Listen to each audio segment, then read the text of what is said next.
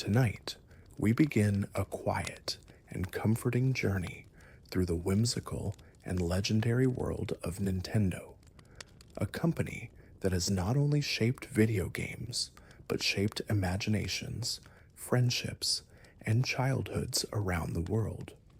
Whether you grew up saving Princess Peach, racing around Rainbow Road, or simply recognizing that familiar red hat with a white M, this journey will slowly guide you through gentle, fascinating facts about Nintendo's long and curious history.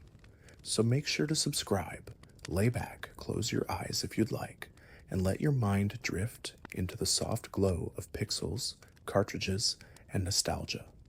Let's begin all the way back in the year 1889. Yes, 1889. That's not a typo. Nintendo is over 130 years old. Long before Mario or Game Boys, the company was founded in Kyoto, Japan, by a man named Fusajiro Yamauchi. But instead of electronics, Nintendo originally produced Hanafuda, a type of traditional Japanese playing card. These cards were beautifully illustrated and used in various games, more art than toy, and entirely unrelated to the modern video game empire we know today.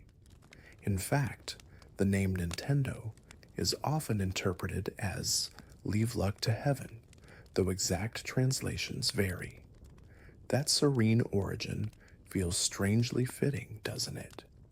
In its early years, Nintendo made its name selling these handmade playing cards, but as the 20th century progressed and Western culture began influencing Japan more heavily, the company explored other ventures, including things like taxi services, love hotels, and instant rice products.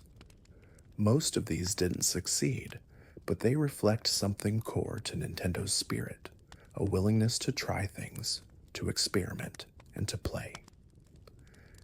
Eventually, in the 1950s, the company found a hit by licensing Disney characters to appear on their playing cards. These cards became incredibly popular in Japan, helping the company scale operations and lay the groundwork for bigger things. And by the 1960s, under the leadership of Fusajiro's grandson, Hiroshi Yamauchi, Nintendo began to seriously explore the toy business. This period saw the creation of innovative, if strange, mechanical toys like the Ultra Hand, a plastic extending grabber that sold over 1 million units. It was designed by a man who would later become one of Nintendo's most important engineers, Gunpei Yokoi. Gunpei Yokoi's design philosophy would become deeply important for Nintendo. He believed in what he called lateral thinking with withered technology. In other words, don't chase cutting-edge hardware. Instead, use cheap, reliable technology in creative ways. This philosophy led directly to one of Nintendo's first major gaming hits, the Game & Watch handhelds. These pocket-sized LCD games featured simple controls and characters, and they introduced something we now take for granted, the D-pad, or directional pad, which became standard across virtually all gaming consoles. But it was in the 1980s that Nintendo truly became a global force. The release of the Famicom in Japan, short for Family Computer, marked their first major home console. In the West, this system would be known as the Nintendo Entertainment System, or NES. Launched in North America in 1985 after the video game crash of the early 1980s, the NES helped revive the entire gaming industry. Nintendo insisted on strict quality control and iconic branding, even sealing approved games with a golden Nintendo Seal of Quality. The NES introduced the world to some of gaming's most enduring legends. Super Mario Bros., The Legend of Zelda, Metroid, names that have echoed through decades of childhoods and controller clicks. One fun fact: The original Super Mario Bros. Game was developed in just a few months, and its file size was tiny, less than 40 kilobytes, smaller than most modern images. Yet within that tiny file, a universe was born. Its designer, Shigeru Miyamoto, would go on to become one of the most respected game creators in history, often compared to Walt Disney for his imaginative storytelling. Mario, by the way, wasn't always the mustachioed plumber we know. He first appeared in the arcade game Donkey Kong in 1981, where he was simply called Jumpman. The name Mario was inspired by the landlord of Nintendo of America's warehouse, Mario Segal, who resembled the character and reportedly had a strong personality. Over time, Mario evolved from a carpenter into a plumber, gained a brother named Luigi, and would eventually star in more than 200 games. The NES controller was a revolutionary design too. Unlike previous joysticks, it had a flat rectangle shape with a directional pad and just two main action buttons, A and B, simple, intuitive, and accessible.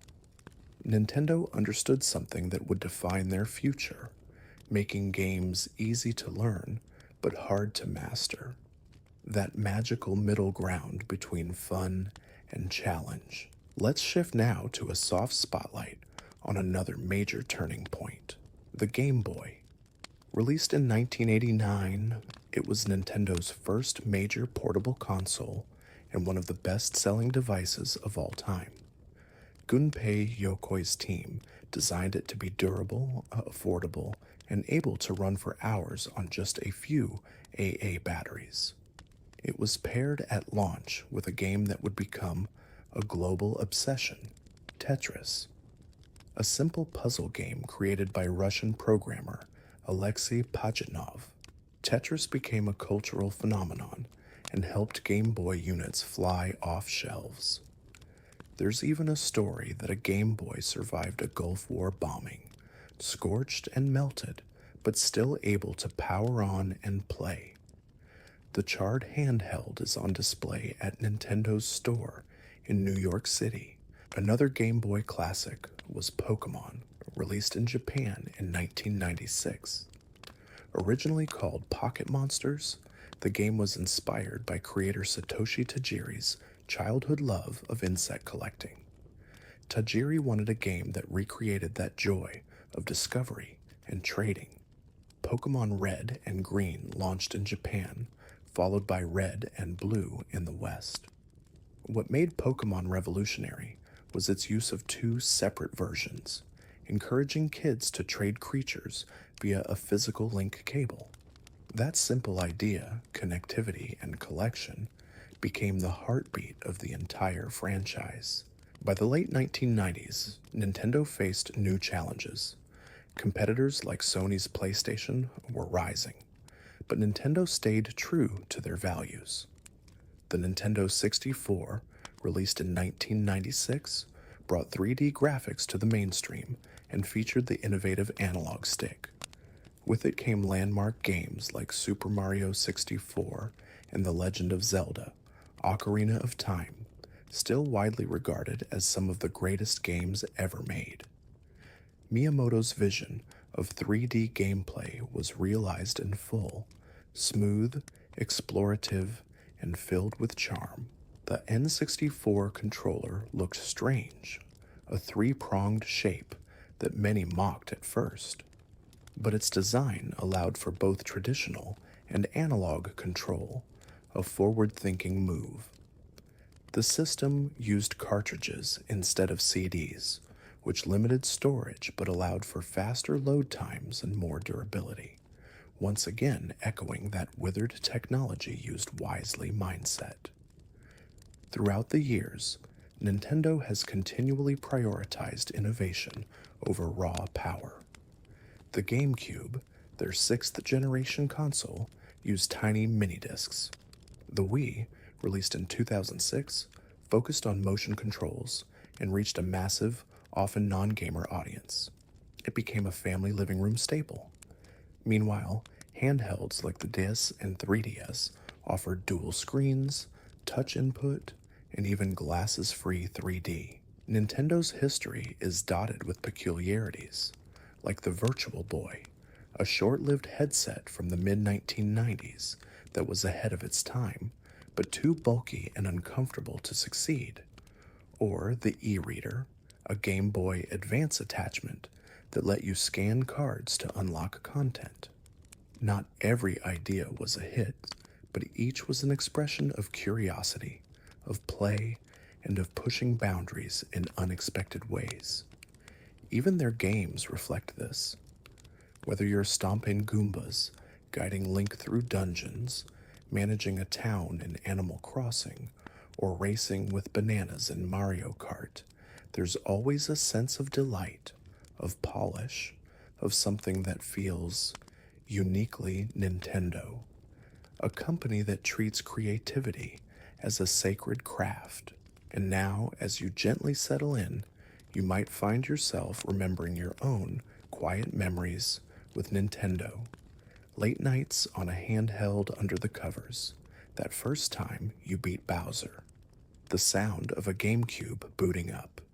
It all weaves together into something warm, familiar, and timeless. In the next section, we'll journey deeper into Nintendo's secret development stories, more odd facts, and the surprising ways they shaped gaming culture around the world, all while keeping our tone gentle, relaxed, and just a little nostalgic. As we continue drifting through Nintendo's gentle history, we begin to uncover the quieter corners, the unsung details, the hidden innovations, and the small decisions that led to enormous impact. Nintendo's story isn't just one of consoles and characters, but of ideas.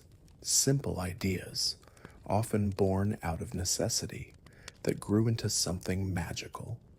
And now, as your breathing slows and the world quiets around you, let's walk further into that calm and pixelated universe. Let's return to the Game Boy era, a time when Nintendo's grip on handheld gaming was almost unshakable. What made the Game Boy unique wasn't just its durability or battery life, it was Nintendo's focus on gameplay over graphics. The system didn't have a color screen like some of its competitors, but the quality of its games, from Kirby's Dream Land to Link's Awakening, created entire adventures in a tiny green-tinted window. Developers were challenged to do more with less, and many rose to the occasion. Speaking of Kirby, did you know that he was never meant to be pink at first? In his original appearance in Kirby's Dream Land, 1992, he was displayed as a simple white blob due to the Game Boy's monochrome display. The game's creator, Masahiro Sakurai, always intended him to be pink, while Shigeru Miyamoto originally imagined him as yellow. It wasn't until later games that Kirby's true pink form became iconic. And it wasn't just his color that stood out. Kirby's ability to inhale enemies and copy their powers created an entirely different kind of platformer experience. Simple, satisfying, and deeply imaginative. Nintendo has a long history of giving characters multiple identities across different types of games. One of the best examples is Mario himself. Not only is he the star of platforming adventures, but he's also been a kart racer, tennis player, doctor, baseball slugger, soccer striker, and even a party game master. One of the strangest? Hotel Mario, a CD-ROM game made for the Philips CDI, not developed directly by Nintendo, and widely considered to be one of the worst Mario titles ever. Still, it remains a quirky footnote in Mario's long career, but not every experiment turned sour.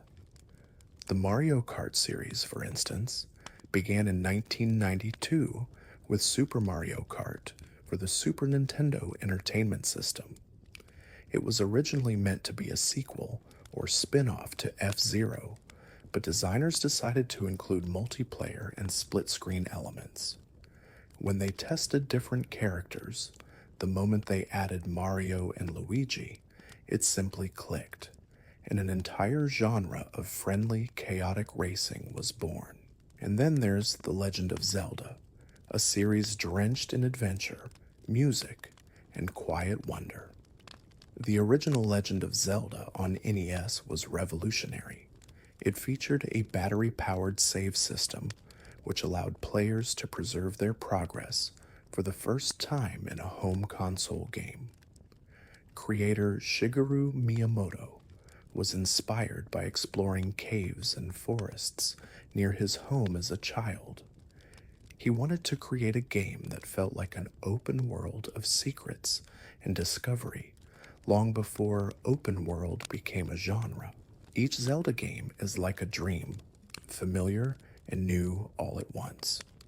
Ocarina of Time, released in 1998, introduced a lock-on targeting system known as Z-targeting, which allowed players to focus on enemies in a 3D space. That innovation became standard in action games across the industry. The music of Zelda 2 is iconic. The Song of Storms, the Lost Woods theme, the gentle sounds of Kakariko Village, all evoke deep emotion and calm. Nintendo has always had a special relationship with sound. From the coin chime in Super Mario Bros. To the startup jingle of the GameCube, their audio design is carefully tuned for memory and emotion. The GameCube startup, for example, features bouncing sounds that, if you move the joystick while it plays, can trigger hidden alternate jingles. It's a tiny detail, one many players never notice, but for those who do, it adds charm, curiosity, and surprise. Let's talk now about a character with a giant nose, a love of garlic, and a greedy heart, Wario. He was introduced as the villain in Super Mario Land 2, 6 golden coins, and quickly became popular enough to earn his own series of games. The WarioWare series, in particular, is fascinating, made up of microgames that each last just a few seconds. These chaotic, rapid-fire minigames are intentionally weird, absurd, and oddly addictive. They embody Nintendo's willingness to embrace the strange, the silly, and the spontaneous. That spirit of experimentation is also what brought us the Nintendo DS in 2004. It was risky. Dual screens, a touchscreen, a microphone. It sounded like a toy, not a serious gaming system. And yet, it became one of the best-selling consoles of all time. Titles like Nintendogs, Brain Age, and Elite Beat Agents reached players who had never touched a game console before. Nintendo, once again, expanded the audience by creating experiences that felt new, accessible, and comforting. Brain Age, for instance, was inspired by the work of a real Japanese neuroscientist, Dr. Ryuta Kawashima, and marketed as a way to keep your mind sharp. It turned puzzles and math into a game and sold millions, showing that video games could be both playful and practical. Of course, not everything was a hit. One of Nintendo's rare missteps was the Wii U, a console released in 2012. Despite having some excellent games, the marketing confused many consumers. Some thought it was just a new controller for the Wii. Sales were low, and third-party support dried up. But the Wii U quietly laid the foundation for something greater. That something greater was the Nintendo Switch, released in 2017. A hybrid console that works both on a TV and as a handheld, the Switch represented the best of everything Nintendo had learned over decades. It was simple, it was flexible, and it came with a launch title that would become one of the most acclaimed games in history, The Legend of Zelda: Breath of the Wild. This Zelda game reimagined everything, breaking away from linear design, encouraging players to climb mountains, glide through the air, and solve problems in endless ways. It wasn't just a game, it was an invitation to explore, to move at your own pace, to take in the quiet winds of Hyrule, and when paired with the soft clicking sound of Joy-Cons sliding into place, it all felt wonderfully complete. Nintendo also has a long-standing habit of regional quirks and secrets. For instance, Super Mario Bros. 2 in North America is not the same as the Japanese version. The original Japanese sequel, known as The Lost Levels, was deemed too difficult for Western audiences. So instead, Nintendo reskinned another Japanese game, Doki Doki Panic, and replaced its characters with Mario, Luigi, Toad, and Peach. This version became the Mario 2 that many people in the West remember, full of veggies to toss, floating princesses, and enemies like Shy Guys and Birdo, who would go on to appear in future games. Another odd regional decision came in the form of box art. Many early NES and SNES games in Japan featured charming hand-drawn or anime-style covers, while North American versions often had more dramatic or gritty art. Take Mega Man, for example. His original US box art looked almost nothing like the character inside the game. It was more like a confused sci-fi detective with a laser pistol.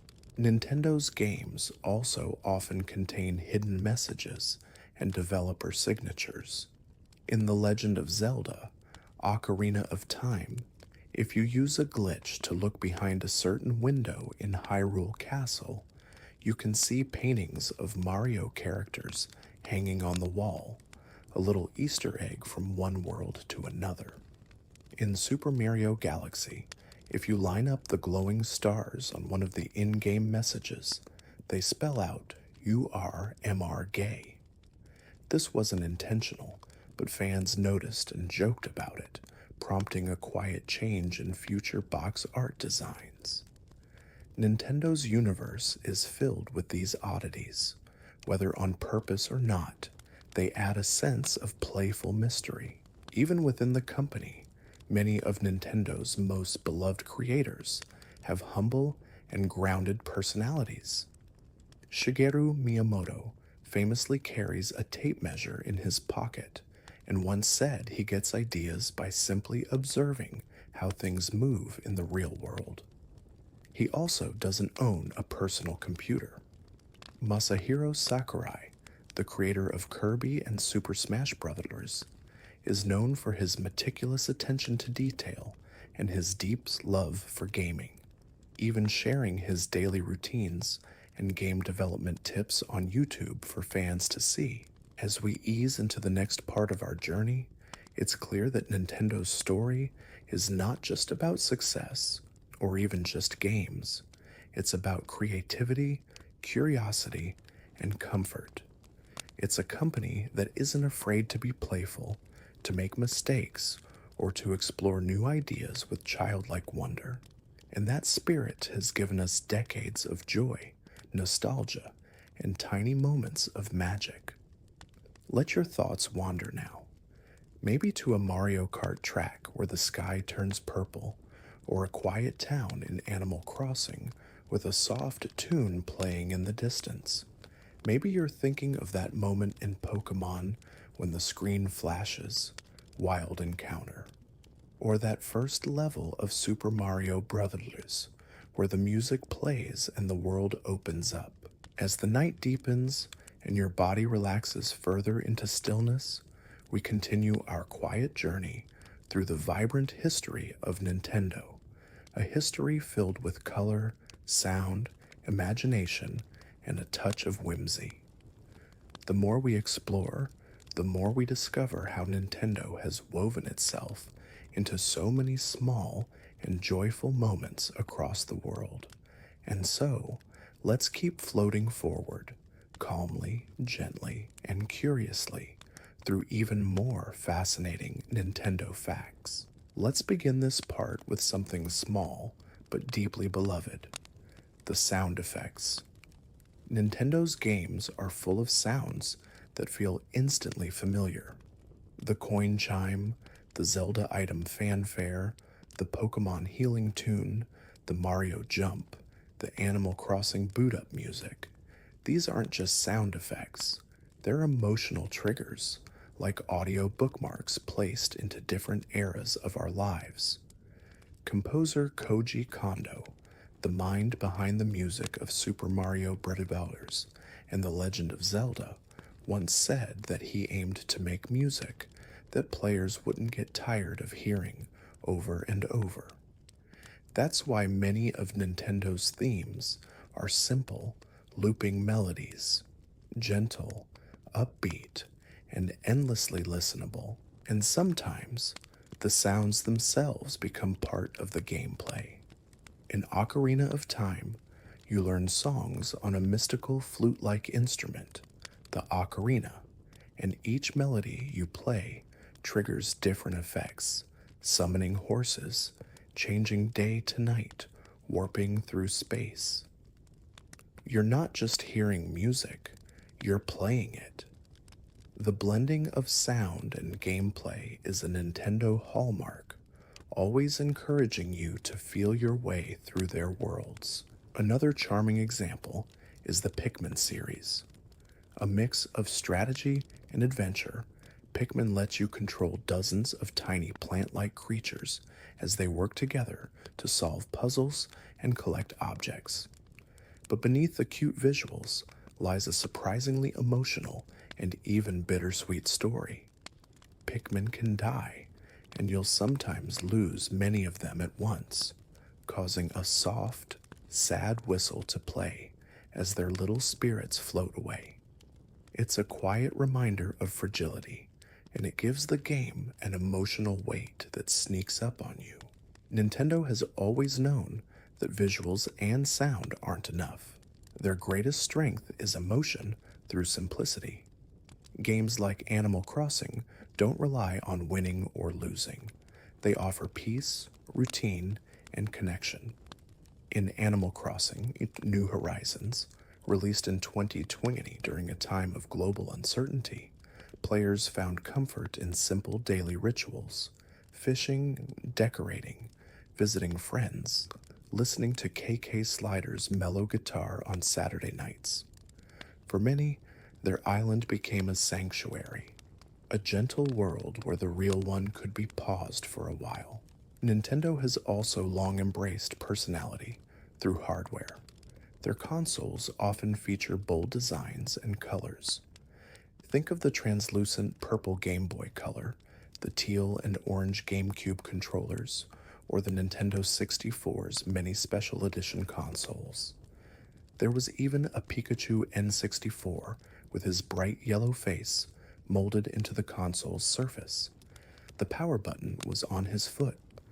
These playful designs helped turn the consoles themselves into part of the experience. The Nintendo DS Lite, for example, came in elegant shells that felt like holding a smooth, futuristic compact mirror.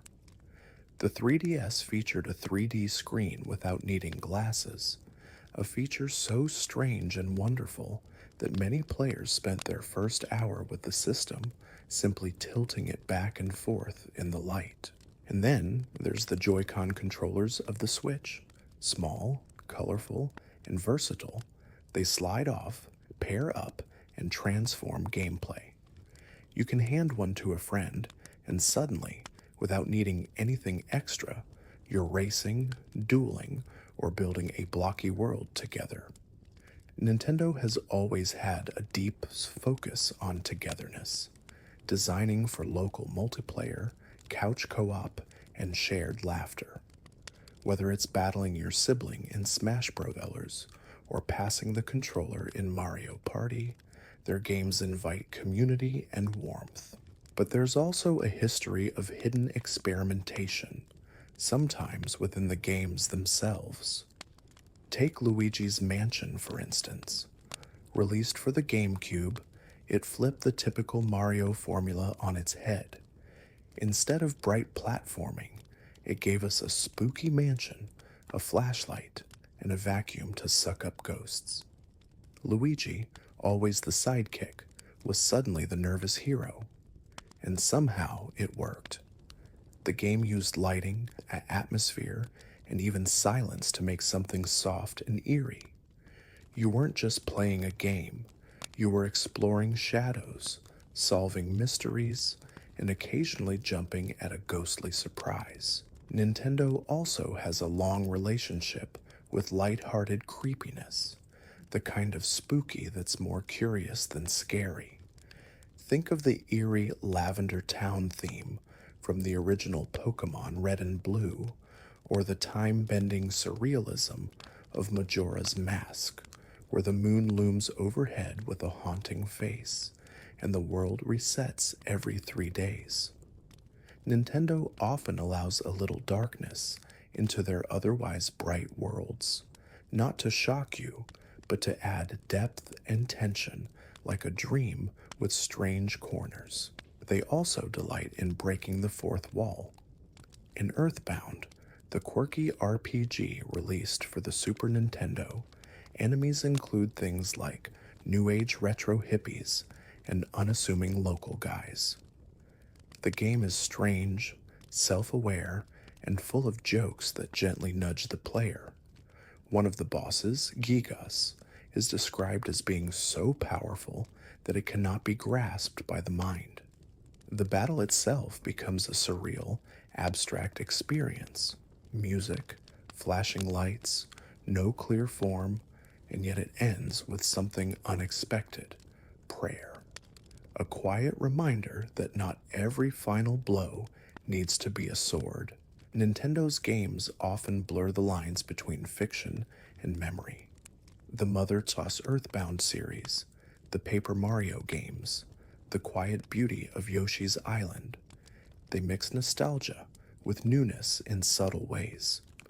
For example, did you know that Yoshi's original voice in Super Mario World wasn't voiced at all? It was a set of manipulated sound effects that gave him his iconic boing and yump noises. Later games gave Yoshi a proper voice, but many fans still hear those quirky, bouncing sounds in their heads when they think of the Dino Companion. Nintendo has also spent years refining one of its most enduring franchises, Super Smash Bros. What began as a chaotic party brawler with a small cast of Nintendo favorites grew into an epic crossover event featuring characters from dozens of franchises, from Final Fantasy and Persona to Minecraft, Street Fighter, and even Metal Gear Solids. The latest game, Super Smash Bros. Ultimate, has over 80 fighters, and its development was a labor of love. Masahiro Sakurai, the director, famously worked long hours and suffered physical strain to bring it all together. His attention to detail is so deep that every character, even guests from outside Nintendo, is treated with respect and authenticity. It's not just a game, it's a tribute to video game history. Another game that surprised everyone was Splatoon, a brand new Nintendo franchise introduced in 2015. In it, you play as a kid who can turn into a squid, splattering ink in fast-paced multiplayer battles. It sounds silly, and it is, but under the surface lies tight gameplay, a vibrant aesthetic, and a surprising amount of lore. Splatoon became a hit with both kids and adults, offering fast action without traditional violence. Even in a world full of shooters, Nintendo found a way to do it their way: colorful, fresh, and fun. Let's pause now to admire one more unusual gem, Rhythm Heaven. This quirky music game series features mini-games like flicking peas into mouths or conducting a monkey chorus, all timed to catchy original songs. It's one of those experiences that makes no sense on paper but feels perfect in motion. Tap, flick, feel the rhythm, and smile. Nintendo games often have that effect. They're not always logical, but they're always joyful. And if we peek behind the scenes, we find that Nintendo's development studios are just as interesting. Their internal teams often go by names like EAD, Entertainment Analysis and Development, and HAL Laboratory, the latter being the studio behind Kirby and Super Smash Bros. HAL is named after the computer in 2001, A Space Odyssey, but also stands for HAL Laboratory Inc., meaning they're one step ahead of IBM. H before I, A before B, L before M. A small joke hidden in plain sight. Nintendo also quietly experiments with augmented reality. Games like Face Raiders on the 3DS or the camera-based elements of Labo used the real world as part of the play space. And more recently, Mario Kart Live, Home Circuit, lets players race physical RC cars around their living room with AR elements displayed on the screen. It's a blend of real and virtual, again playfully bending what a game can be. Their love for innovation continues through Amiibo, small collectible figurines with NFC chips that unlock content in games. Whether it's new outfits, bonus items, or even full characters, these figurines combine Nintendo's love of toys, interaction, and collectability. They're fun to look at and hold, but they also do something. That sense of wonder that objects can come alive. It's like magic. As we rest here at the edge of another chapter, Nintendo begins to feel less like a company and more like a dream. A dream made of pixels, music, motion, and ideas. A dream where plumbers can fly, forests hum with secrets, and stars grant your wishes. So breathe in slowly, exhale softly, and we'll continue our peaceful stroll through. Welcome back. As the night settles in deeper and everything around you softens, we'll continue our gentle journey through Nintendo's vast and heartwarming world. This part of our story is filled with the smaller details, the lesser-known facts, the overlooked stories, and the cozy pieces of trivia that often slip quietly beneath the surface of Nintendo's colorful legacy. Tonight, let's stroll slowly through those quiet corners, the little things that add to the magic. Let's begin with something surprisingly simple, Nintendo's logo evolution. While the modern red and white Nintendo wordmark is instantly recognizable, it hasn't always looked that way. Over the decades, the company has used more than a dozen logo styles, from delicate calligraphy during its playing card days to chunky stylized letters in the 70s. The familiar oval shape that wraps around Nintendo today was finalized around the time of the NES's rise in the 1980s. But even that wasn't set in stone. In Japan, the logo often appeared in black on a white background, while North America preferred the white on red design we know today. Subtle changes, but ones that reflect how Nintendo tailored its branding carefully for different markets. And branding matters. When Nintendo launched the NES in North America, it didn't market it as a video game system. The industry had just crashed, and the phrase carried baggage. Instead, they called it an entertainment system and packaged it with a robot named ROB, the Robotic Operating Buddy. ROB didn't do much, but he was part of the strategy. Make it look like a toy, not a doomed console. That decision helped rebuild trust in home gaming and redefined Nintendo as a household name in the West.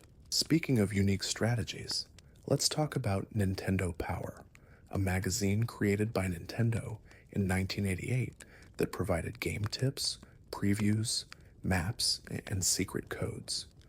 For many players, flipping through Nintendo Power was a ritual, part strategy guide, part catalog, part dream book. It often included full hand-drawn maps of labyrinthine dungeons, cheat codes like the Konami code, and even included posters you could tear out and pin on your bedroom wall. In the early years, the magazine was so popular that it reached over 1 million subscribers.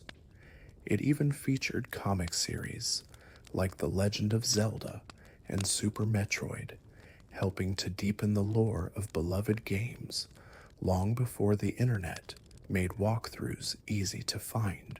And if you've ever found a secret room, discovered a hidden block, or unlocked an alternate ending, you've likely experienced Nintendo's love for secrets and Easter eggs. In the original Metroid, if you beat the game quickly enough, Samus removes her helmet, revealing that the tough space warrior was a woman all along. It was a subtle but groundbreaking twist for its time, breaking expectations and showing that heroes don't need to look a certain way. In Super Mario Bros. 3, the game's world map and transitions resemble a stage play, complete with curtains that rise at the beginning and platforms bolted into the set. Miyamoto himself confirmed that the entire game is meant to feel like a theatrical performance, an adventure that exists half in reality and half in imagination.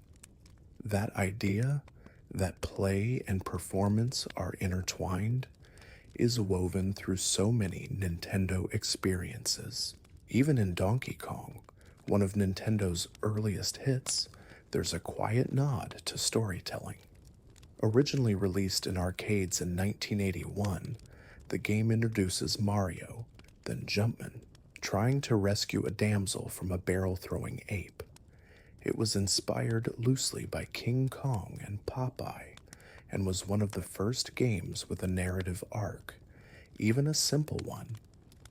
Donkey Kong was designed by a young Shigeru Miyamoto, and it marked his very first video game design project. Donkey Kong himself has gone through many versions.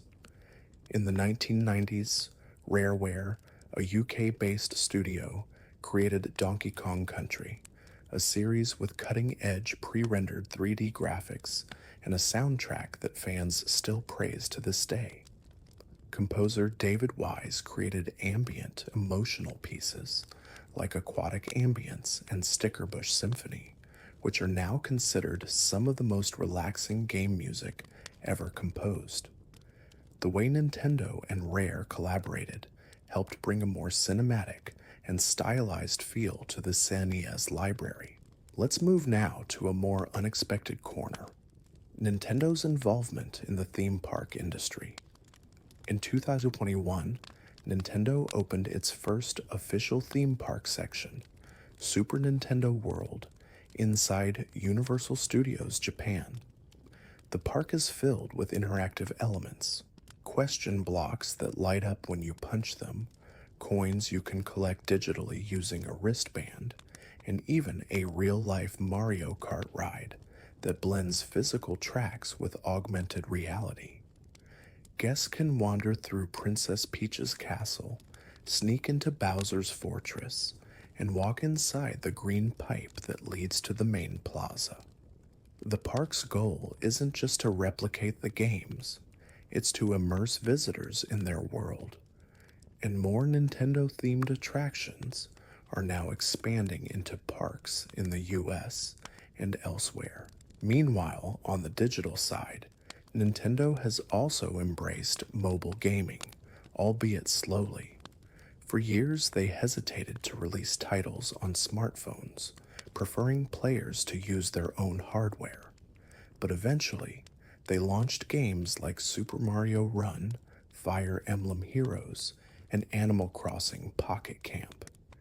Each brought a slightly different experience, simplified but still unmistakably Nintendo in charm and polish. Mario Kart Tour brought racing to mobile screens, while Pikmin Bloom encouraged real-world walking and exploration, gently blending exercise and gameplay. Another curious piece of Nintendo's history is the Sat-La-View, a satellite modem accessory released in Japan for the Super Famicom in the mid-1990s.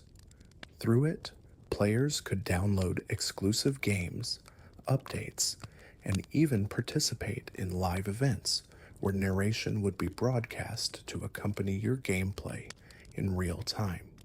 It was way ahead of its time, almost a prototype for online gaming and live service events. But due to its limited release and technology constraints, it never left Japan and is now a rare collectible piece of gaming history. Let's slow down for a moment and remember a gentle detail: Nintendo's instruction manuals. In the age before tutorials and tooltips, these little booklets were treasured. Each manual was filled with hand-drawn artwork, character bios, story summaries, and helpful diagrams. They turned game boxes into miniature keepsakes. The manual for The Legend of Zelda, A Link to the Past, for example, included gorgeous illustrations of Hyrule's landscapes and creatures drawn like pages from an ancient tome. Many players would read these manuals long before even turning the console on, letting their imaginations fill in the gaps. Nintendo has also dabbled in education. Games like Mario Teaches Typing, Donkey Kong Jr. Math, and Brain Age tried to blend learning with fun. While not all of these were hits, they reflected a belief that games could be both playful and useful, that entertainment and enrichment weren't opposites. In fact, the Dr. Kawashima's Brain Training series became a surprising success on the DS, particularly among older players, and helped pave the way for more casual gaming audiences.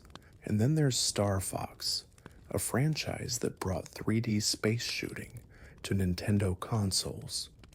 The original Star Fox for the Super Nintendo used a special graphics chip called the Super FX chip, which allowed for polygonal 3D rendering, a big deal at the time.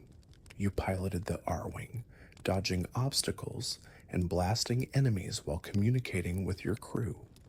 The game's visual style, combined with its now iconic voice, snippets like "Do a barrel roll" from Star Fox 64, gave it a special place in fans' hearts. Nintendo's games are filled with catchphrases and vocal cues that stick with you. "It's a me, Mario." "Hey, listen." "Pika Pika." "Let's-a go." These phrases, simple and cheerful, have become part of gaming's global language, instantly recognizable across cultures and ages. It's a reminder of how Nintendo crafts its characters, not just through gameplay, but through personality. Even the villains have charm. Bowser, originally just a fire-breathing turtle monster, has grown over the years into something more layered. In some games, he kidnaps Princess Peach. In others, he's a goofy dad, especially in the Paper Mario and Mario and Luigi RPGs. And in Super Mario Odyssey, Bowser's wedding-themed outfit and dramatic final battle showcased his over-the-top flair, while also giving him oddly sympathetic moments. He's still the bad guy, but maybe not all bad. Another subtle but powerful trend in Nintendo's world is the presence of friendship. Whether it's Link and Navi, Mario and Yoshi, the villagers in Animal Crossing, or your team of Pokémon, Nintendo games are rarely about solitary heroes. They're about companionship, about bonds, even if they're with fictional creatures. That connection is what makes these games so cozy. You're never truly alone. There's always a partner, a helper, or someone cheering you on. And finally, let's pause for a moment to appreciate one of the rarest facts of all, that a company as old as Nintendo, with roots in 19th century Kyoto, could still be so beloved by people of all ages around the world. From handmade cards to 3D kingdoms, from mechanical toys to open world adventures, from simple tunes to symphonic scores, Nintendo has created not just games, but moments. Moments of laughter, of challenge, of imagination, and of comfort. So breathe in softly. Let those memories and pixelated places float gently through your thoughts. Whether it's the rush of catching a legendary Pokémon, the stillness of watching a sunset in Animal Crossing, or the simple joy of a one-up sound, you've been part of this story all along. As we gently continue deeper into the serene world of Nintendo, think of this moment like slowly walking through a museum of imagination. Every exhibit, every memory, every fact is softly lit, not to dazzle or overwhelm, but to quietly delight and comfort. And so, as your breathing stays slow and even, and your mind drifts between dreams and daydreams, let's keep exploring the magical details that have made Nintendo not just a company, but a feeling. Let's begin tonight with a lesser-known treasure, Club Nintendo.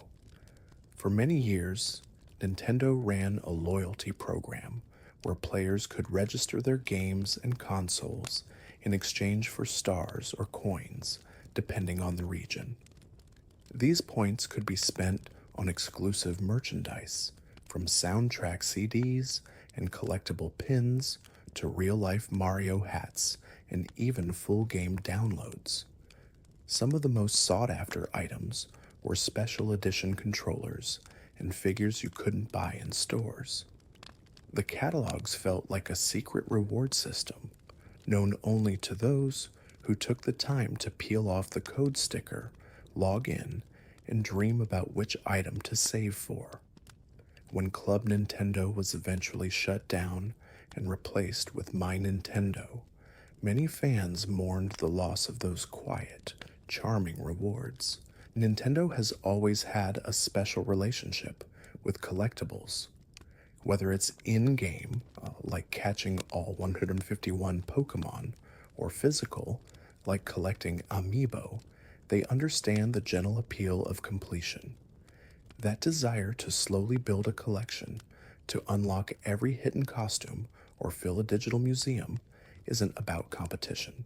It's about joy, curiosity, and a soft sense of progress.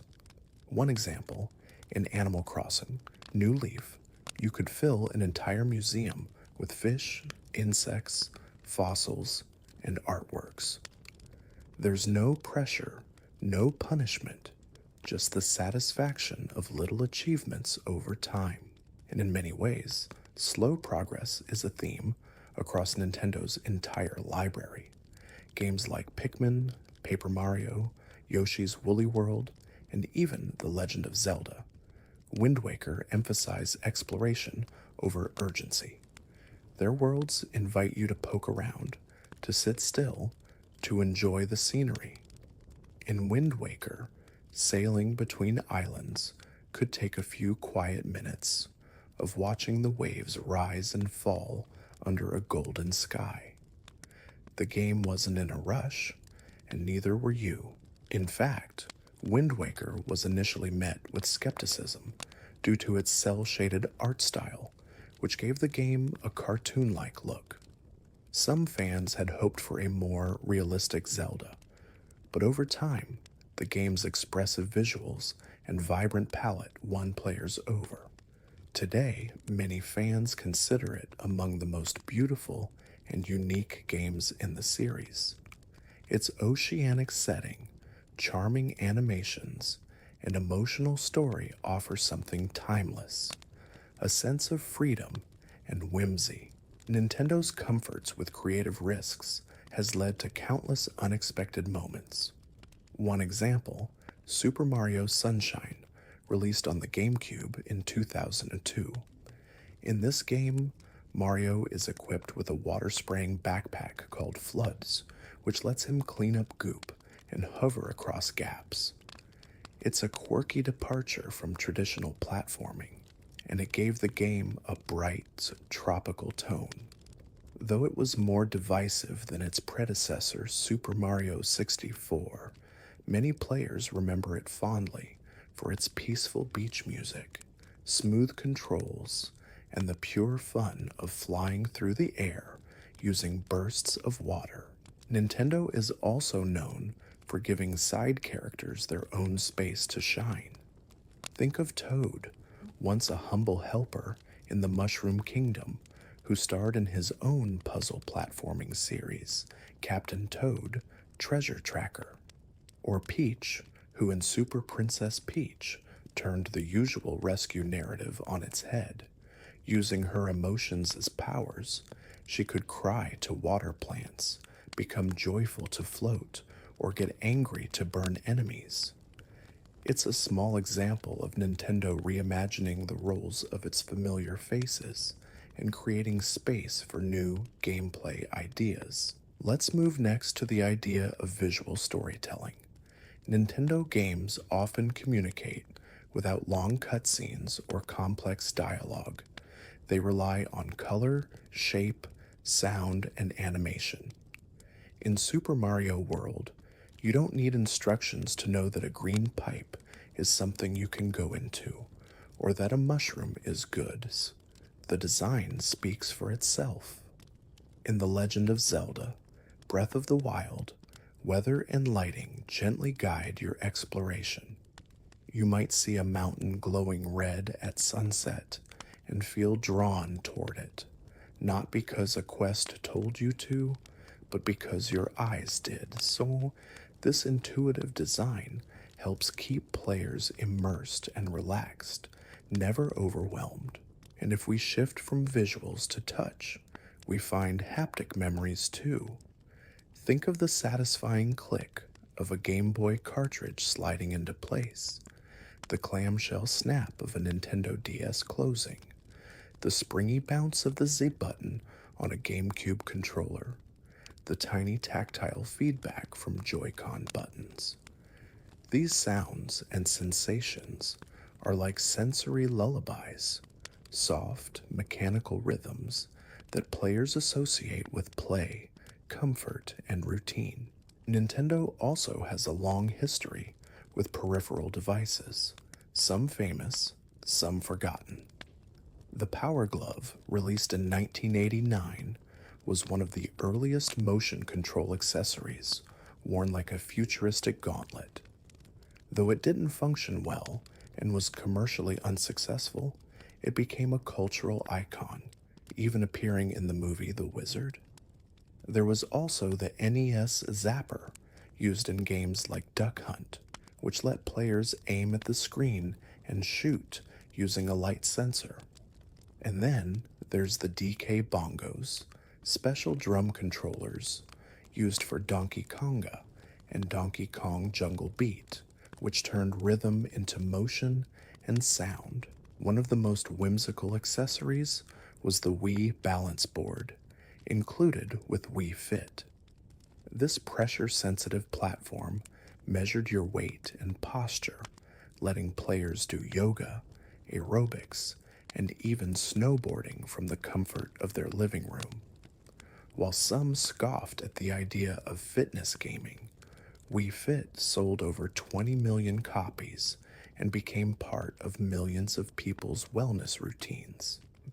Nintendo had once again created a new audience, people who had never held a controller but were happy to stand, stretch, and smile in front of a TV. Let's turn now to language and localization. Nintendo puts enormous care into how their games are translated and adapted across regions. This isn't just about changing words, it's about making jokes land, characters feel relatable, and names make sense. For example, in the original Japanese version of Pokémon, Many creatures had names based on Japanese puns and cultural references. When brought to the West, those names were carefully adjusted to preserve meaning and charm. Hitokage became Charmander, Fushigadane became Bulbasaur, and so on. And sometimes, localization creates legends. In The Legend of Zelda 2, The Adventure of Link, a character famously says, "I am error." This strange line was not a glitch.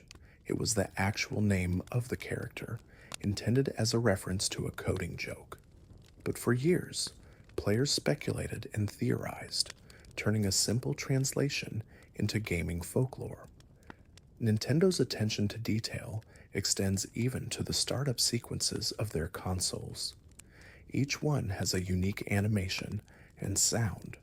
The GameCube's bouncing purple cubes, the Wii's glowing white hum, the Switch's satisfying snap.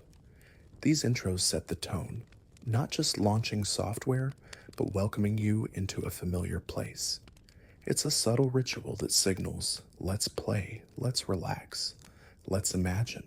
And imagination is, at its heart, what Nintendo has always nurtured, even when it wasn't obvious. For example, the Mii's, customizable avatars introduced on the Wii, became beloved representations of players. You could sculpt their faces, change their expressions, and use them in games like Wii Sports, Wii Fit, Tomodachi Life, and Miitopia. These simple characters created space for self-expression, connection, and sometimes comedy, especially when you'd see your Mii flailing in bowling or being flung across a baseball field. Nintendo also found gentle joy in celebrating holidays and seasons. In Animal Crossing, the world reflects real-life time. If it's winter in your town, it's winter in the game. Trees turn red in autumn, snow falls in December, fireworks sparkle in summer. Special events, like Toy Day or Bunny Day, let players celebrate, decorate, and gift presents to villagers. It creates a sense of rhythm and routine that mirrors life, peaceful, gentle, and kind. Even their in-game economies reflect soft life lessons. In Animal Crossing, you can pay off your home loan at your own pace. There's no penalty, no pressure. You just earn bells, expand your house, and take your time.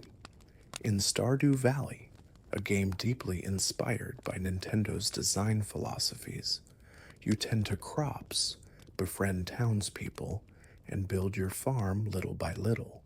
There's no end, no rush, just the quiet joy of progress. And that's perhaps what makes Nintendo so special, the invitation to slow down. In a world that so often pushes us to go faster, do more, win harder, Nintendo games often ask you to pause, to look around, to pet the dog, to take the scenic route. Whether you're solving a gentle puzzle, playing hide and seek with a villager, or drifting through space as Kirby, you're reminded that wonder can be small, that play can be soft, that joy doesn't need to shout. So now, as your eyes grow heavier and your thoughts begin to fade into dreams, let yourself sink into those memories of buttons pressed, of music hummed, of laughter shared with siblings or friends. You've known Nintendo your whole life, in one way or another, and tonight its stories continue, quietly, warmly, in your imagination. Welcome back, once again, to our peaceful journey through Nintendo's vast, colorful legacy. By now, you may be feeling a soft haze of calmness, like the way the world feels after a long game session, when the music fades out and the screen turns black, and all that's left is the afterglow of memory. That's where we'll stay for a while longer. No pressure, no battles, just peaceful exploration through more delightful Nintendo facts, stories, and quiet surprises. Let's begin tonight with something small and delightful: the coins in Super Mario. That familiar bling, sound, short, high pitched, instantly recognizable, has echoed through millions of homes around the world. But did you know that coins in Mario games rarely serve the same purpose twice? In some titles, they give you extra lives. In others, they're currency to spend. Sometimes they unlock hidden paths. The function changes, but the feeling never does. Collecting coins is satisfying, rhythmic, and somehow calming. That simple chime is like a tiny reward for curiosity. In fact, curiosity is at the core of Nintendo's design. Their worlds are filled with secrets, invisible blocks, alternate exits, hidden doors behind waterfalls. In Super Mario World, there are colored switch palaces that permanently alter the game world. In Yoshi's Island, each level hides red coins, smiling flowers, and shy stars, each one tucked just out of plain sight. The joy isn't just in finding them, but in looking for them, slowly, mindfully, joyfully. And that's true in Zelda games too. Shrines hidden on mountaintops, heart pieces tucked in fishing ponds, bombable walls that echo differently when tapped. These design choices encourage players to listen, to look closely, to wonder. They train the mind in patience and reward observation. No timers, no pressure, just the slow satisfaction of noticing. Let's shift focus to another franchise close to many hearts: Pokémon.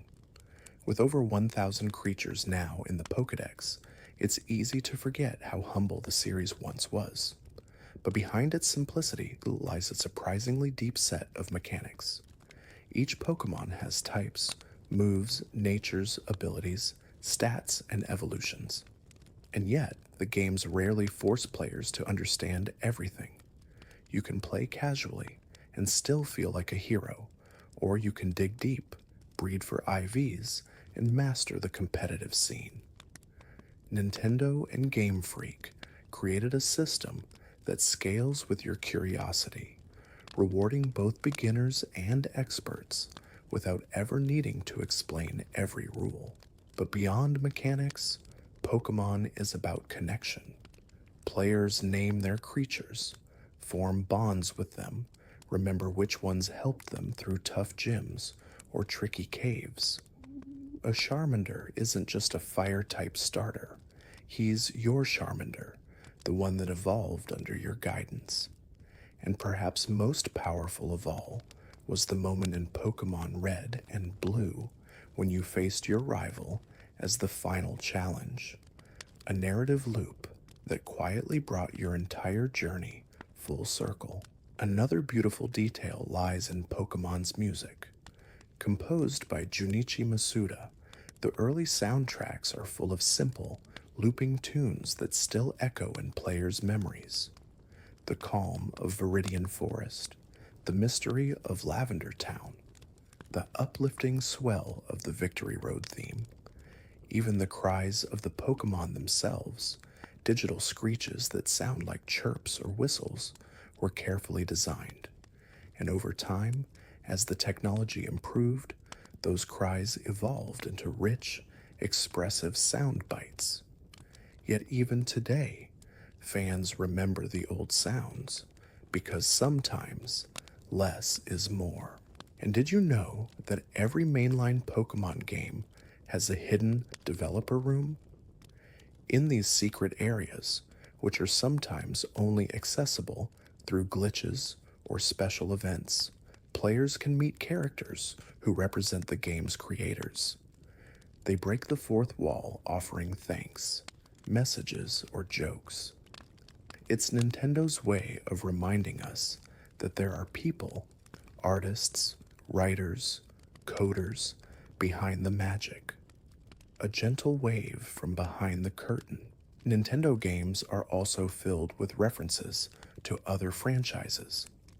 In Luigi's Mansion 3, posters of retro Nintendo consoles appear in the background.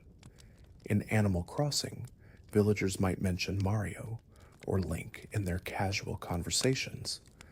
In Breath of the Wild, players can equip costumes that mimic classic character designs. And in Smash Bros., the entire premise is a celebration of Nintendo's history, a playable museum of icons from across decades. Speaking of Smash Bros., let's pause on a lovely fact. Every character's reveal is an event. Nintendo has mastered the art of hype, showing trailers with dramatic flair, slow reveals, and surprise crossovers. When Banjo-Kazooie, a character from a non-Nintendo studio, was finally added to Smash, fans around the world cried. Not because he was overpowered, but because his return meant something. Nostalgia, vindication, joy. And that's what Nintendo excels at, tapping into emotion without saying a word. Let's also reflect on Nintendo's tradition of ending things well. Many Nintendo games feature gentle closing moments, epilogues that feel earned. In Super Mario Galaxy, after defeating Bowser, you don't just get a congratulations screen. You get a cosmic rebirth, a reset of the universe, and a quiet return home. In Zelda, Twilight Princess, Midna leaves behind a tear and disappears into another world. In Pokémon, your final act is entering the Hall of Fame, where your team, your choices, are recorded forever. And there are details even smaller than that.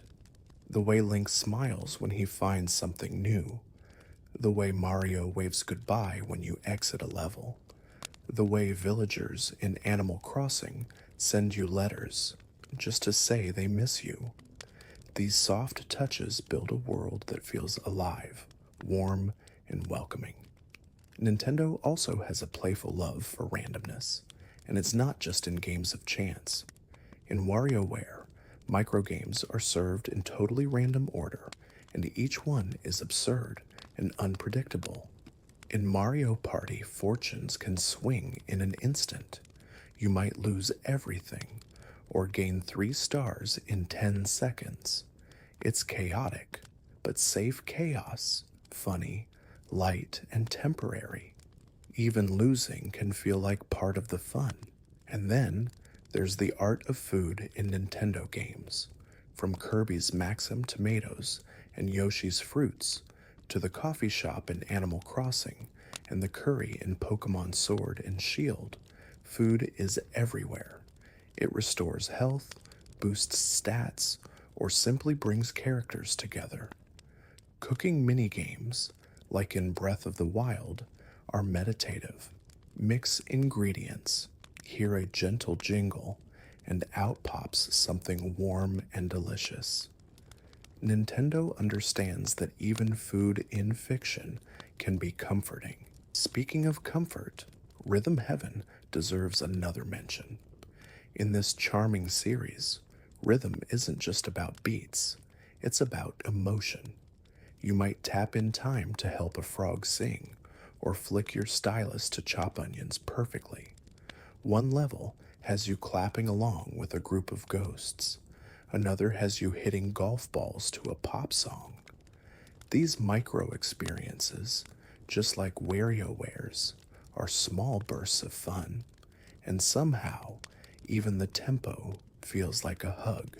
Let's drift now to colors. Nintendo games are rarely gray or dull. They embrace boldness, the red of Mario's hat, the gold of a Triforce, the blue of a Rupee. Even consoles come in vibrant palettes. The Game Boy Advance SP had shimmering metallic colors. The Switch Joy-Cons come in neon, pastels, and limited editions. There's a kind of visual joy built into Nintendo hardware, an invitation to pick it up and smile before you've even pressed a button.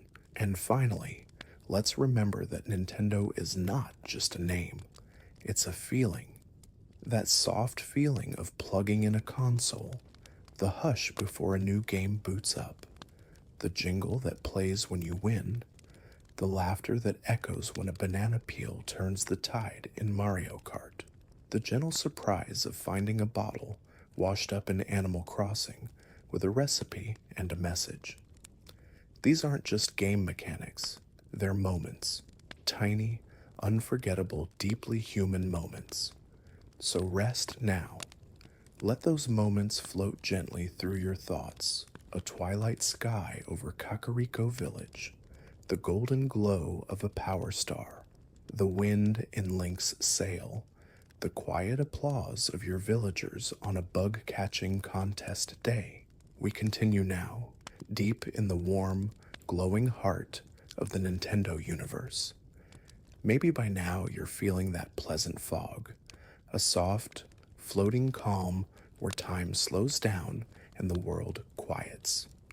In this part of our journey, we'll let our thoughts wander even further through Nintendo's endless hallways of imagination, pausing gently on stories and facts that feel like cozy corners of a familiar home. No pressure to remember, no need to follow, just let each moment arrive like a feather landing gently in your mind. Tonight, let's start with something beautifully subtle. Day-night cycles in Nintendo games. The idea that time passes and that the world reacts to it adds a quiet sense of life to otherwise simple experiences. In The Legend of Zelda, Ocarina of Time, the sun rises and sets over Hyrule Field. At night, as the music fades, the enemies change, the torches flicker. In Animal Crossing, your town matches real-world time, so if you play in the evening, the sky turns lavender and the music becomes soft and sleepy. There's no rush, no countdown, just the feeling that the world keeps turning, with or without you. That real-time connection adds something deeper, a sense of presence, when a villager tells you it's been a while, or when a flower blooms where you planted it 3 days ago. It feels real, small but real. Nintendo understands that time isn't just a system, it's a feeling. The passage of time becomes part of the story you build, even if no one else ever sees it. Now let's think about the weather. In so many Nintendo games, weather isn't just decoration, it's ambiance. Rainy towns in Pokémon feel like a quiet afternoon. Thunderstorms in Breath of the Wild can light the night sky, and the distant rumble becomes a kind of soundtrack. Snow in Animal Crossing doesn't just fall, it layers, muffles footsteps, invites you to stay a little longer. Even wind, in games like Wind Waker, isn't just a mechanic, it's emotion. It lifts your sail, moves your hair, and whispers softly through every open field. Nintendo also creates powerful feelings through simple animations. The way Link gently pats a horse's side, the way Pikachu nuzzles you in Pokémon Yellow, the way Kirby falls asleep when idle. These aren't necessary features, they're gifts. Little moments of life that say, this world cares. Even when characters are doing nothing, they exist with personality. And that personality extends to objects too. In Super Mario Odyssey, when you take control of an enemy using Cappy, each one moves differently. A frog bounces lightly. A bullet bill soars forward with urgency. A Goomba waddles with wide eyes. There's a tenderness in how Nintendo animates even the smallest creatures. They don't have to, but they do, always adding softness, expression, and charm where other games might simply use function. Let's wander now into hidden rooms and invisible walls, the secret spaces in Nintendo games that only the curious ever find. In Zelda, A link to the past, bombable walls don't look any different from normal ones. But if you listen carefully, tapping them with your sword makes a different sound. That's all. Just sound. And yet that tiny clue turns a simple hallway into a puzzle, a mystery, a reward. In Super Mario World, finding a secret exit doesn't just beat the level, it unlocks new maps, new paths, new music. Nintendo teaches you to explore, not because you have to, but because you want to. And when you find something hidden, Nintendo always rewards you, not just with coins or items, but with delight. A sparkle, a special sound, a tiny dance. That feedback loop is soothing and satisfying. It's a way of saying, yes, you were curious, and look what it led to. Speaking of rewards, one of Nintendo's quietest joys is themed transformations. Think of the Tanuki suit in Mario or the Zora armor in Zelda. They don't just change your abilities, they change how the world feels. In Super Mario Bros. 3, the frog suit makes underwater levels easier, but also makes Mario bounce awkwardly on land. It's silly, inconvenient, and adorable. In Kirby games, every new enemy gives Kirby a new hat, a little outfit that reflects his copied power. It's playful fashion as a mechanic, not just about what you can do, but how you look while doing it. Nintendo's designs often blend utility with fun. The hookshot in Zelda is a tool, but it's also a game in itself, flinging you across gaps with a satisfying snap. The poltergust in Luigi's Mansion is a vacuum, but it's also a ghost catcher, puzzle solver, and flashlight. Even the leaf in Animal Crossing, which turns a full-sized couch into a tiny icon in your inventory, is both functional and magical. It reminds you that items are more than numbers. They're part of the cozy illusion. And then there are fake-outs. Nintendo loves a good surprise, like the fake Bowser bosses in Super Mario Bros., who turn out to be minions in disguise. Or the time you think Zelda, Twilight Princess is ending, only for the story to unfold in unexpected new directions.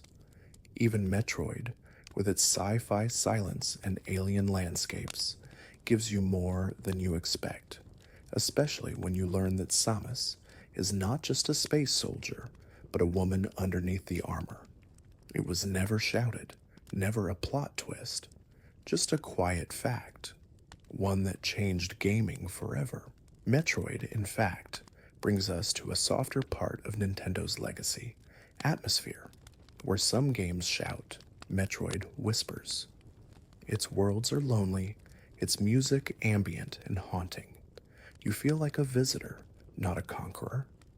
Metroid Prime on the GameCube brought this to 3D, with echoing corridors, alien languages, and scanning systems that let you read the thoughts of extinct civilizations. It's one of Nintendo's rare entries into solitude. Not scary, not sad, just still. Stillness is something Nintendo embraces more than most.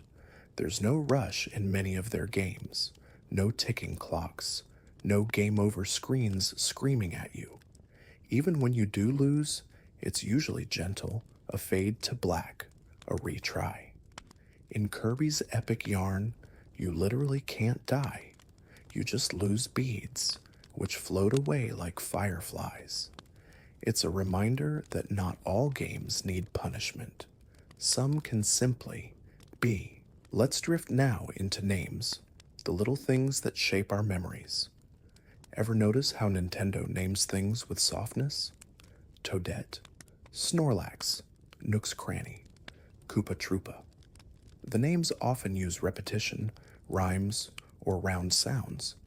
It makes them fun to say, easy to remember, and full of charm. Even Waluigi and Wario, villainous versions of Mario and Luigi, play on inversion. Wario is Warui in Japanese, meaning bad, so he's literally Bad Mario. And Waluigi, just wonderfully weird. These names often become real to players. They evoke memories. Epona isn't just a horse, she's your horse. Blathers isn't just an owl, he's the one who excitedly explains fossils at 2 a.m. while you play in pajamas. Nintendo builds relationships not through realism, but through repetition, routine, and charm. And speaking of repetition, let's pause to admire the music again. Nintendo soundtracks are carefully composed to loop endlessly without becoming annoying. They're melodic, gentle, and often adaptive.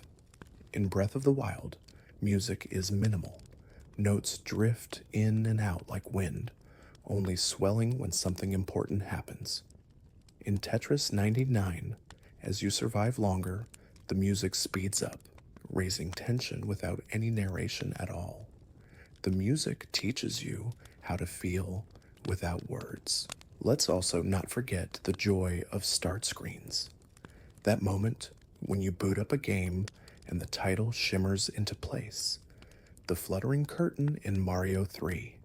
The rotating earth in Pokémon Ruby and Sapphire. The choir singing Super Smash Bros. When you first open the game. These screens aren't about function, they're rituals. They tell you, you're here, let's begin. And finally, as we rest in this safe, cozy place of memory and imagination, let's reflect on one of Nintendo's simplest, most powerful ideas, the pause button. In every Nintendo game, the ability to stop, to breathe, to check your inventory, to simply wait, is always available. It's never taken for granted. The pause button is your promise that the game will still be there when you return. That's what Nintendo has always offered. Not just entertainment, but presence. A world that's ready for you, at your pace, with no expectations. It waits, it welcomes, it wonders with you. So now take a long, easy breath. Let that pause carry you. Imagine the glow of a screen, the softness of pixelated clouds, the quiet of a nighttime Animal Crossing stroll. You are safe. You are still. And there's so much more to see. As you drift deeper into rest, we continue our quiet path through Nintendo's comforting world, a place built not just of games, but of feelings, of colors that soothes, sounds that cheer, and moments that linger like dreams you half remember in the morning light. You're not just learning facts, you're gliding gently through the essence of play. And here, in this soft and unhurried space, we'll explore more of the quiet magic behind Nintendo's most beloved moments. Let's begin with something many players treasure: villagers in Animal Crossing. These animal neighbors are more than background characters. They're the heart of your town. Each one has a unique personality, style, and voice. Some are lazy and love snacks. Others are peppy and love singing. Some are cranky and wear sweaters even in summer. But no matter their style, they all contribute to the rhythm of your village. They send letters. They remember your birthday. They comment on the weather. They feel real. And over time, players form bonds with these characters. You might have a favorite, someone who feels like a friend, and when they move away, it's bittersweet. But there's beauty in that too. Nintendo created a game where connection, routine, and loss can exist gently, not as dramatic storylines, but as quiet, everyday moments. Now let's turn to another side of Nintendo's design philosophy, the power of playfulness. Nintendo never outgrew silliness. From Wario's garlic obsession to the floppy mustaches of mice, they've always embraced the weird and the wobbly. In WarioWare, Smooth Moves, players balance imaginary objects on their heads. In Mario Paint, you swat flies with a mouse cursor. In 1-2 Switch, you milk cows by miming the motion with Joy-Cons. These aren't typical games, they're digital playgrounds, and they remind us that games don't need to be serious. Sometimes, it's okay to be ridiculous. That same silliness even shows up in enemy design. Think of Goombas, walking mushrooms with frowns, or Boo, the shy ghost who only moves when you're not looking, or Lickitung, a Pokémon with a giant tongue and no clear reason why. Nintendo's creatures aren't just adversaries, they're characters with personality. They're memorable not because they're difficult, but because they're oddly lovable. And speaking of Pokémon, did you know that each Pokémon cry, the sound they make when they appear, is crafted to match their nature? Despite technical limitations on older consoles, each cry was unique. Pikachu's original cry is short and bright. Gyarados' is harsh and long. These sounds were carefully designed to be recognizable, even on Game Boy speakers. Later, when technology allowed for real voices, Pikachu began using its anime voice, provided by Ikue Otani, whose soft, high-pitched delivery became iconic across the world. Let's explore another quiet innovation: menus and maps. In most games, menus are tools, ways to equip items or check progress. But in Nintendo games, menus often become part of the story.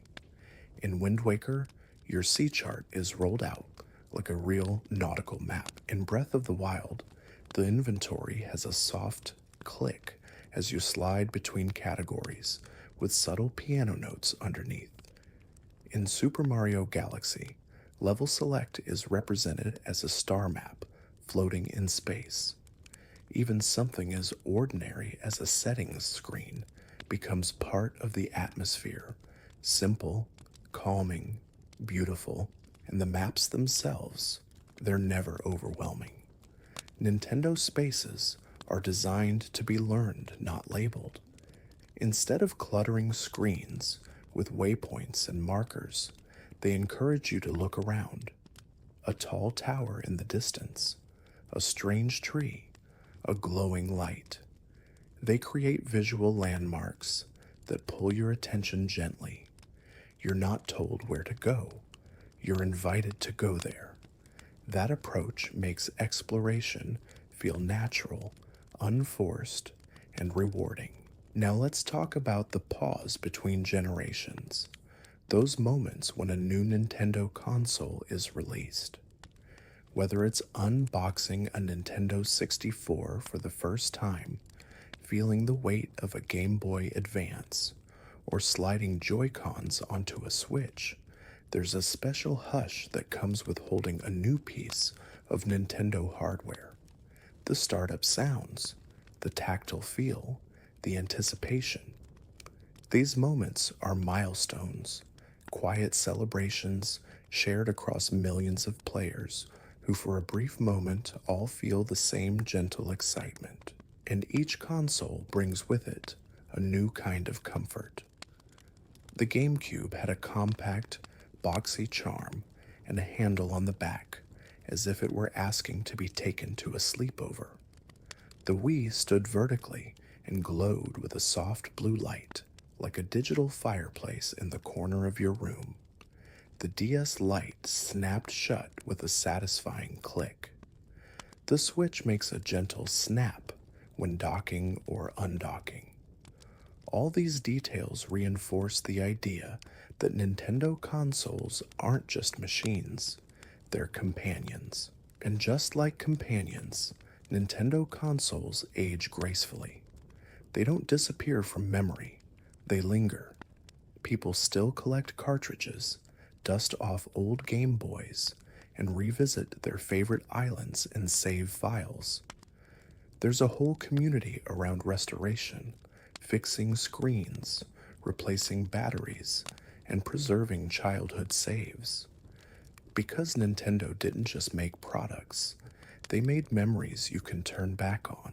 Another element that stands out is sound design in quiet moments. Think of how Twilight Princess uses wind to underscore loneliness, how the rain in Pokémon Ruby muffles footsteps, or how the fire crackles in a campsite in Breath of the Wild. These ambient sounds tell stories without dialogue. They help the player settle in, absorb the moment, and slow down. Even the soft tapping of text boxes, the rustle of menu pages, they create a rhythm that's calming, predictable, peaceful. Nintendo also uses color with gentle intention. In Yoshi's Crafted World, everything looks like it was made from paper, felt, and cardboard, pastel blues, and yarn-textured greens. In Kirby's Dream Land, the color palette is soft and round, like cotton candy clouds. In Breath of the Wild, Hyrule is painted in gentle hues, golden grass, watercolor skies, and shimmering blue ruins. Even the danger feels distant. You are a guest in a living painting, not a warrior in a battlefield. Even difficulty in Nintendo games is handled with warmth. Sure, there are challenging levels, but failure is rarely punishing. If you fall, you bounce. If you lose, you retry. Games like Yoshi's Woolly World and Kirby's Epic Yarn are designed so even young or new players can reach the end without stress. And for those who want a challenge, hidden levels and bonus stages provide extra layers, always optional, never required.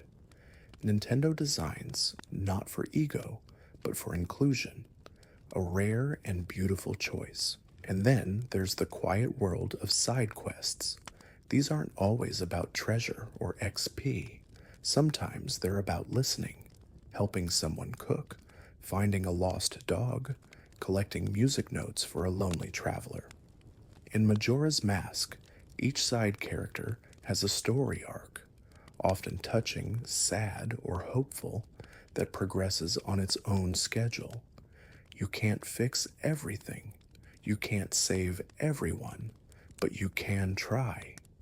And that effort, that care, becomes its own kind of reward. Speaking of caring, think of the way Nintendo celebrates friendship, not just through characters like Mario and Luigi or Link and Zelda, but in multiplayer design. Wii Sports, Mario Party, Mario Kart, Nintendo Land, these games are built for laughter, for passing the controller, for sharing the screen. And even in solo play, there's a sense of companionship. Your Pokémon, your villagers, your party in Paper Mario. You are never alone in Nintendo games. There's always someone or something by your side.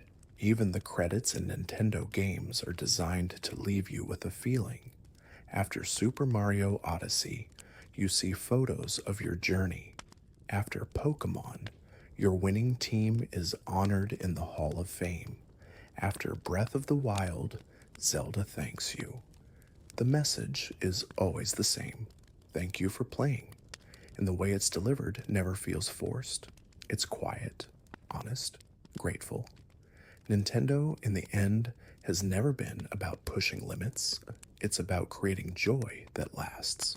And part of that joy is simplicity. Not in lack of depth, but in clarity.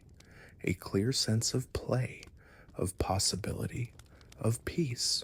Whether you're leaping across clouds or fishing in a pond, there's a sense that you're exactly where you need to be. So breathe easy now. Let the sounds, the colors, the characters float softly in your mind. A green pipe, a pink puffball, a golden triangle, a letter in your mailbox, a ride on the back of a red shell. All those memories, gently waiting for you whenever you need them. Welcome back. As we near the end of our tranquil journey through the world of Nintendo, the path ahead grows even quieter. Like the last moments of a game session when the controller rests on your lap and the screen dims, and all that's left is the warmth of the experience. We're almost there, but not quite. Let's stay in this moment a little longer. Tonight, we'll continue with more hidden joys, subtle design choices, and stories that reveal just how carefully Nintendo builds its magic, piece by gentle piece. Let's begin with the concept of sound cues. Not the music this time, but the little noises that live in the background of gameplay. The swish of a sword in Zelda, the soft chime when Mario collects a star, the jingle when a villager in Animal Crossing learns a new reaction. These aren't just random effects, they're audio signals of progress, kindness, surprise, and even humor. Nintendo's sound design is not about realism, it's about feeling. It's like a conversation with the player, spoken not in words but in tones, and often those tones evolve across games. For example, the item get jingle from Zelda changes slightly depending on the entry, but always retains that uplifting cadence. In Pokémon, the music when entering a Pokémon Center is instantly soothing, and the moment that track begins, you know you're safe. Even error sounds, like when pressing the wrong button, are designed to be soft and non-frustrating. Nintendo wants your time with them to feel gentle, even when things don't go perfectly. Next, let's talk about user interfaces, or UIs, the menus, screens, icons, and overlays that guide your actions. In most Nintendo games, the UI is designed to be unobtrusive, visually clean, and shaped around intuition. In Breath of the Wild, the map fades away when you don't need it. In Super Mario 64, your health is represented by a spinning, fading face. Fun, minimal, and memorable. In Kirby's Dream Land, your powers are shown as symbols, not text, easy for children to read. These are design choices rooted in clarity, but also in care. Even Nintendo's loading screens are often interactive or pleasant. In Splatoon, you see stylized ads from the in-universe brands. In Wii Sports, you get tips or visuals that reflect real-world motion. In Super Smash Bros. Ultimate, you view random trivia about characters from across gaming history. Nintendo uses every quiet moment to give something, a detail, a smile, a curiosity.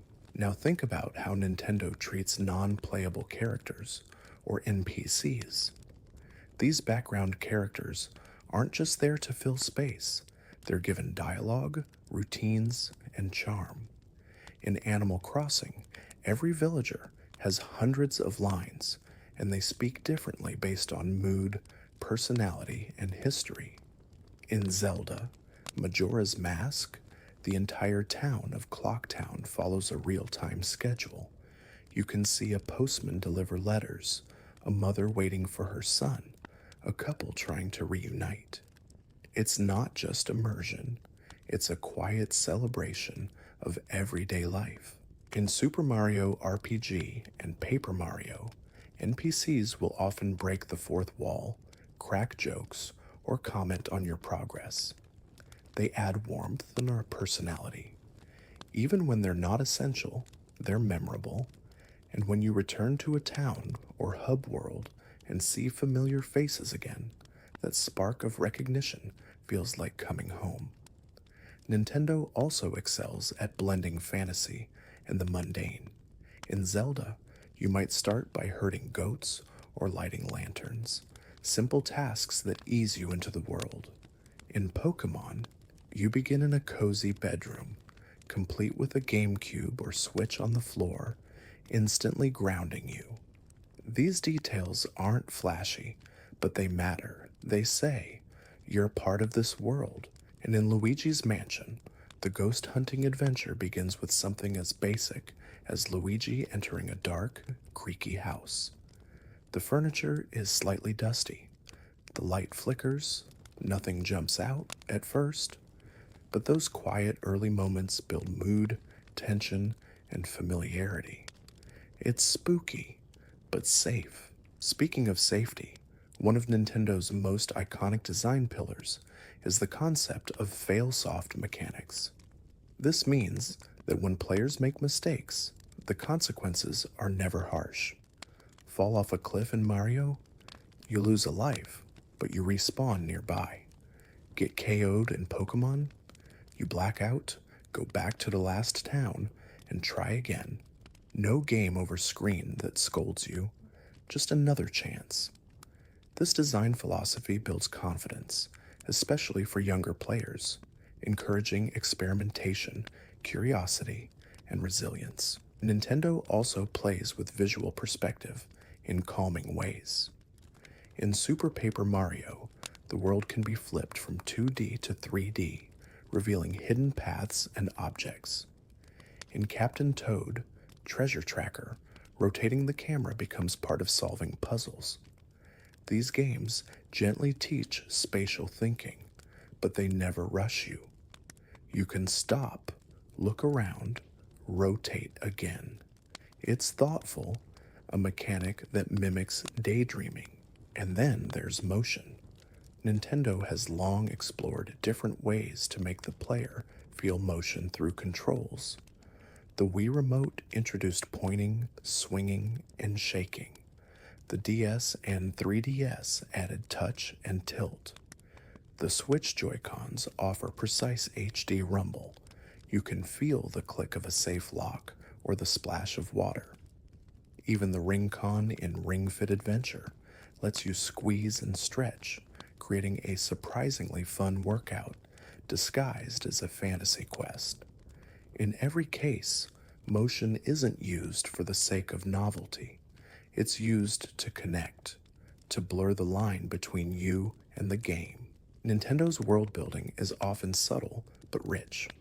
In Mario Kart, tracks like Coconut Mall and Moo Moo Meadows hint at lives happening off-screen: stores, cows, spectators. In Splatoon, fashion brands and music groups exist in-universe with their own lore. In Xenoblade Chronicles, time passes, characters age, and conversations evolve depending on when and where you talk to people. It creates depth, not forced upon you, but gently offered. Let's take a moment to revisit the idea of celebration. Nintendo games love to celebrate small victories. You get a jingle for catching a fish, a tune for solving a puzzle, a soft shimmer when completing a side quest. In Pokémon, your team levels up with cheerful chimes. In Zelda, unlocking a door often comes with a swelling sound effect that feels like a reward. These tiny affirmations, sprinkled throughout the experience, keep things positive and light. Even failure can feel whimsical. In Mario Party, losing a mini-game might trigger a funny animation. In WarioWare, mistakes are fast, silly, and quickly forgotten. In Mario Kart, falling off the track results in a Lakitu gently fishing you out, floating you back to the race. There's no frustration, well, just a chuckle and a retry. And while many games chase realism, Nintendo has always embraced stylization.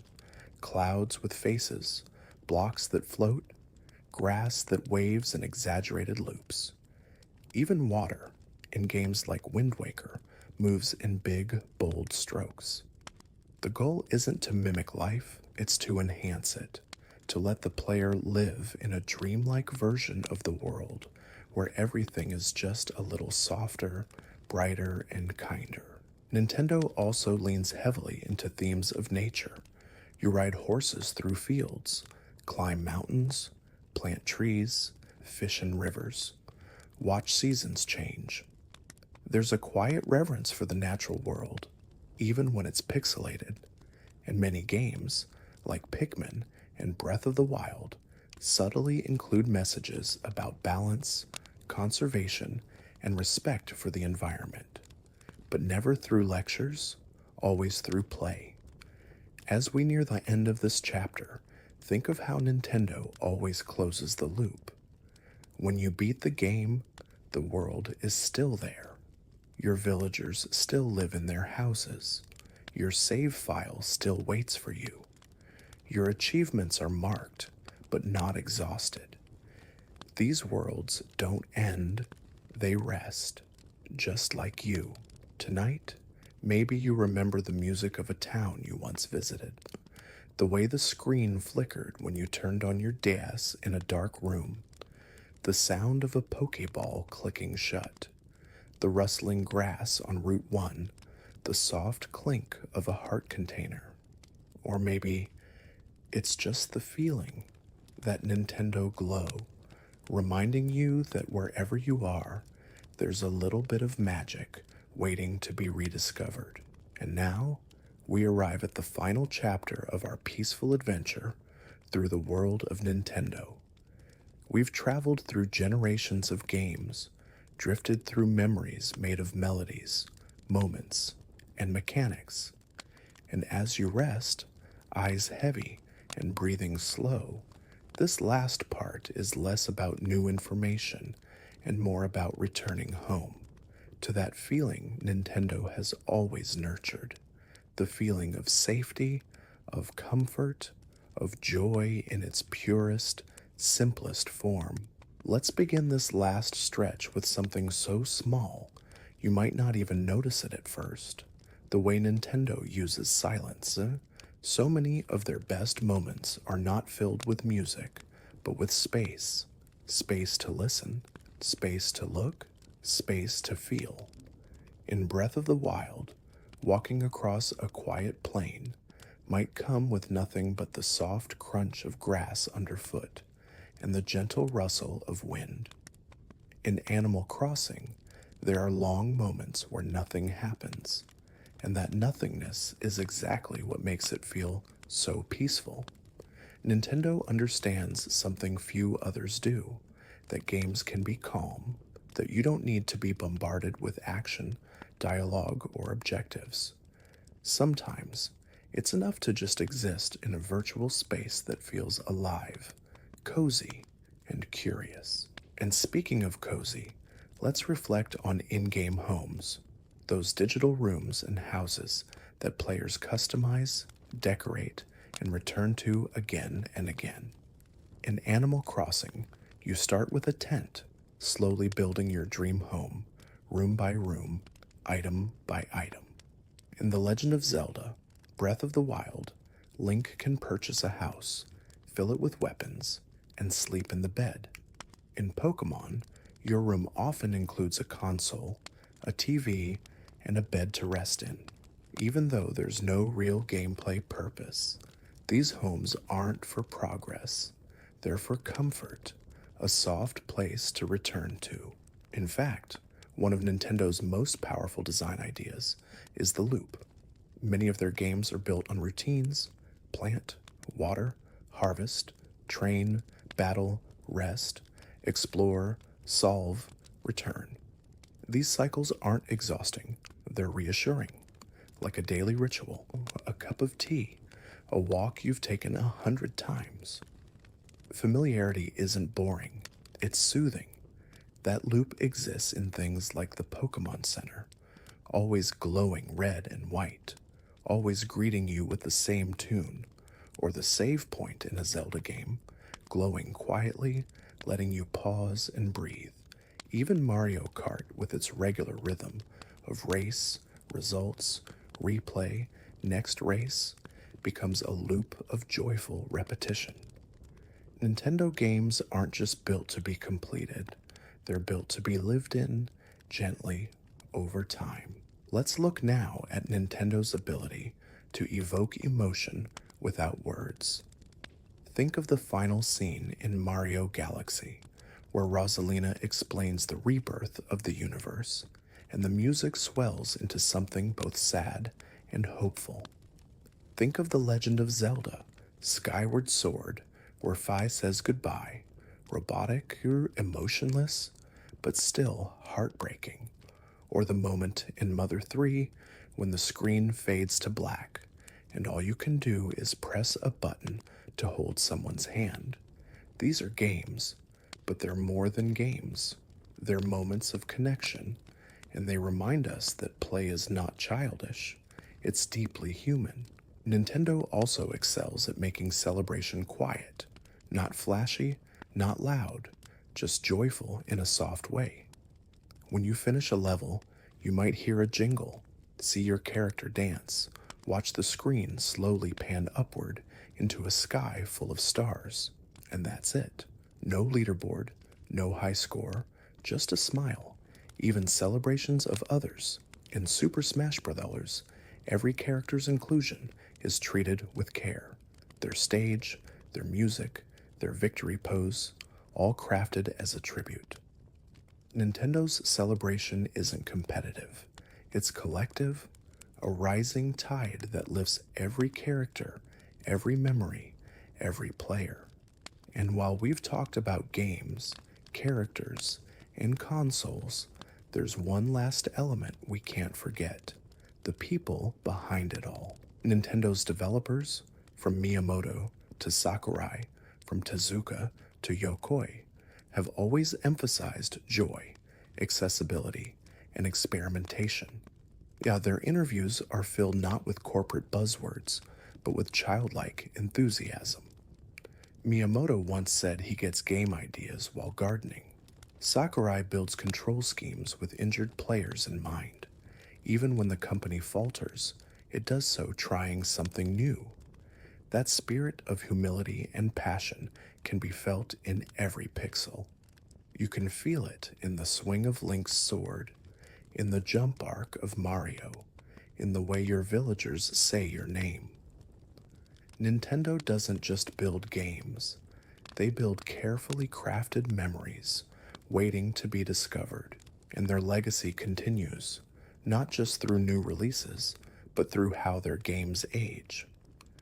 Think of the way old Pokémon cartridges still hold teams from your childhood, the way the save screen in Wind Waker still has your file from 2003, the way Super Mario 64 still makes you smile when you hear, "It's me, Mario." Nintendo games don't expire, they wait, like a book on a shelf, like an old letter, like a friend you haven't seen in years, but who still remembers your favorite color. So now, as you rest in the gentle glow of this world, let the memories drift around you like stardust.